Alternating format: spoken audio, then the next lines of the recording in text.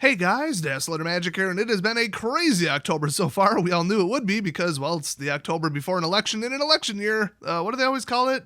Oh, October Surprise Month. That's right. Well, surprise, Tana Mojo's getting arrested. Netflix is getting arrested. I don't know how you arrest a company, but Texas is going to make it happen. Tolarian's completely lost his mind. He's probably going to go get arrested for something. Can't wait for that video to surface. I'm sure it'll be a quality mugshot. And Wizards continues to piss everybody off. Check out this actual Facebook ad that I saw.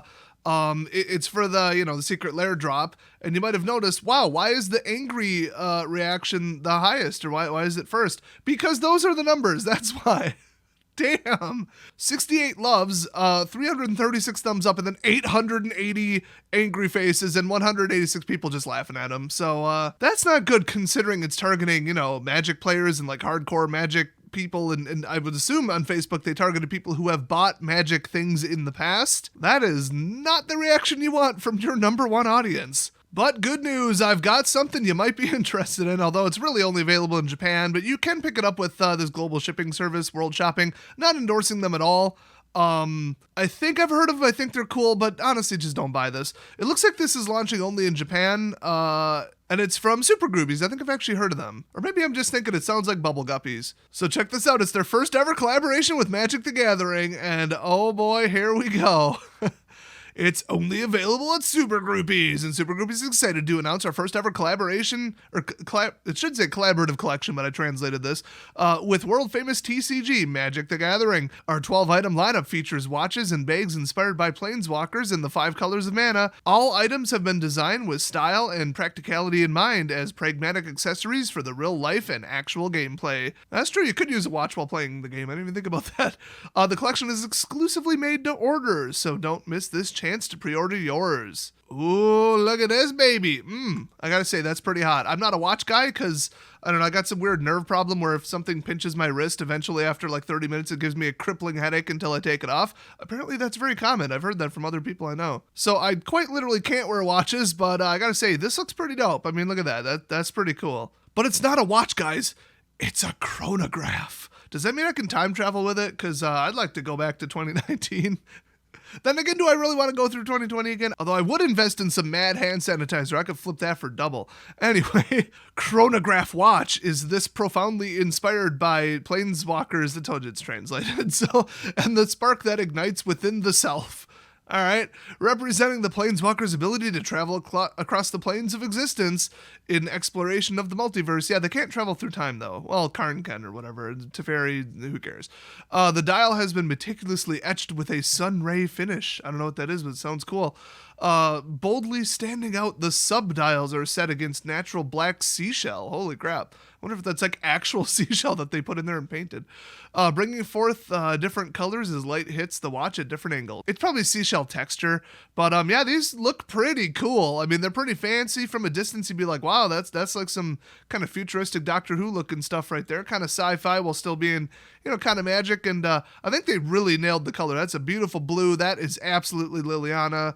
I mean, it's not the brightest red, but do you want something that you could like signal a plane with? No, I mean, that's more of a subtle jewelry red. I mean, the green's a little off. It's almost like half blue. I don't know about that, but the problem with white mana is they usually represented as yellow, and it's like, okay, a sunrise over a plain growing yellowish grains maybe by a stretch, but I mean, it's white. They could have just made it like an off-white or like an ivory white, but still, just in general, these look really cool. So it says, Mana are also offering we are also offering 5 more chronograph watches in the 5 colors of mana.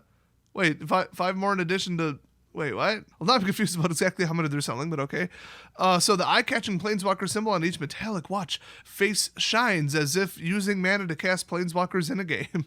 Hey, if I can trade in the watch for 1 extra mana and win a game with it, I'd do it. The subdial at 12 o'clock contains a 1/10 of a second chronograph counter. Oh, neat. Look closely and you'll be able to see the different mana symbols plated into each corresponding watch. So I could keep reading. I mean, you could look up the details if you want, but I'm more into the pictures. Oh, that's cool. Look at the back. That's hot. I like that. Water resistant stainless steel. Very nice. That's some dude wearing it right there. That looks sharp. I mean, it's bold. It's not very subtle, but, that's kind of the point. So these cost 23,800 yen plus tax plus international shipping plus the fee for international shipping if you use this service, which, I mean, just the base price is about $225. So, ouch, that is expensive. You better be way into the game. Then again, you could buy like one card for your commander deck for like $225. So, yeah, I mean, they're expensive, and, you know, they're probably Japanese made. They didn't say they were, so I kind of wonder, but these are pretty sharp. I mean, if you were rich as hell and you're way into Magic, I mean, if you're a pro player, you almost have to pick this up. So then we got the bag. I don't love the look of this. I mean, it's really narrow. It doesn't, you know, bonk on stuff while you're wearing it. I think it's made for like travel, commuting, that kind of stuff. But it is a single shoulder bag though, so it doesn't even sit in the center of your shoulder. So that's kind of weird. I don't know. It's a crossbody one. A lot of people said they don't get pickpocketed or unzipped pocketed on the subway and stuff. They'll wear it on their front. I don't know. I've never worn anything like this. It doesn't look like it would fit much, but you guys know me. You know what my fourth channel is. I'm going to have like the big ass, you know, military bag. Like I'm bringing everything. Not a very friendly thing to do on public transportation, but you know, I just throw it in the back of my car. So yeah, it's got a metallic plate, they say. That's kind of cool. It's got an overall black finish. You can get, you know, the different mana symbols or planeswalkers, whatever they're supposed to be. What I don't get is both one says we are featuring 5 more. It's like, well, this one says it's inspired by planeswalkers, and this one says it's inspired by the color of mana. So I really can't tell if they're making 5 or if they're making 10. But the important thing is you can stuff your dice in here. So yeah, I mean, it's pretty cool. It's subtle. I mean, it's, you know, it's not like they got a giant, you know, foot wide Jace's face on it, but they got the planeswalker symbol and stuff. This is kind of cool. Looks padded, looks nice. I mean, it looks well made. Usually if it's, you know, either sold in Japan or made in Japan or both, they put some quality into it. So, yeah, this is pretty cool. I mean, that's the inside texture. That's pretty hot. Oh, and it's made specifically to hold, like, deck boxes with, like, dividers and stuff, but you can take them out. That's kind of cool. Oh, yeah, look at that. Okay. I mean, it is definitely small, but, I mean, you don't, if you're going to put decks in it and dice and all that stuff, you want it as small as possible. That seems like a reasonable amount of decks, and they just put in dice counters, paper, whatever, and, you know, there you go off to F&M. So overall, pretty cool. Unfortunately, as you might have suspected, the price isn't too friendly. Yeah, that's coming in at about $130, not counting tax and shipping. So, ouch, that is a damn expensive pack. I mean, you can actually buy bulletproof backpacks for not much more than this. And, you know, that would be the one I would choose, especially since we found out that 100 Magic cards thick can't stop a 9mm, in case you didn't see that video, or those 2 videos. But yeah, I mean, they look sharp. I mean, you'd have to be rich as hell to bring one of these to F&M, but if you do, you're like the baller pimp dude. So I know people with $2,000 trade binders, so it's like, hey, you know, or I should say the contents. The trade binder was about $8. But, you know, if that's your scene, I could see somebody selling off a deck to get this just to show off and look cool. But, you know, it's a premium item. It's whatever. People are going to say, oh, Wizards is greedy. They're doing this greedy thing again. They're making another thing. Yeah, but you don't need this to play the game. I draw the line at a card that you actually need to play the game. Okay? So standard, the gift packs, the stupid new secret lair thing if you need the cards for your commander deck. Those all I don't approve of. Anything else? I mean, they made a fleece blanket that's a Magic card. That's a thing. They just made that. It's at a Big Bad Toy Store. If you haven't seen it, it's actually pretty dope. And I mean, the blanket could be $10. It could be $100. I mean, people could just leave it for what it is and assess it separately, but you don't need that blanket to play the game, unless it's really cold in your Magic store. So they can make all the side products they want, and like, cool, they're making money on their IP, and they merchandised it, and if somebody wants it, they can buy it, and if they don't want it, they can leave it, and if they want it but can't afford it, welcome to the world. So, I mean, they could make, you know, a 6-foot-tall J statue and sell it for $1,000. I don't care if somebody wants to buy it. It doesn't affect me. I'm not going to call it a greedy cash grab on Wizards' part.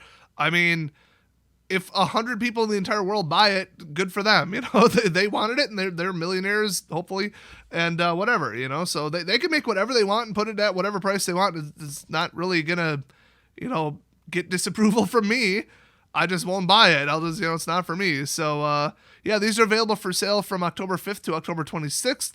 And international shipping is a nightmare on this, trust me. I mean, they do it professionally, these people, if it's the ones I'm thinking, where you can usually get stuff from like the Pokemon store, and then they'll use a fake address and relay it to you, so you basically have to pay shipping twice. It's pretty damn expensive, but that's how they do it. Honestly, I'd wait for a reseller to buy all these up, just put them on eBay and use their international shipping, or use like something cheap like DHL and not absolutely kill you on the price. But, you know, there's a 12.9% overall eBay fee usually, and then like, I think that includes PayPal, so it's pretty nasty, and then they got to make a scalping, you know, margin on that. So, But I just wanted to show this off because it's so wild. I mean, it's one of those, oh, I wish I could get this kind of things, you know, but it's expensive as hell. So I just thought, something interesting to point out. So thanks to Cinder for pointing this out to me, actually. And I will see you guys next time Wizards creates a crazy product.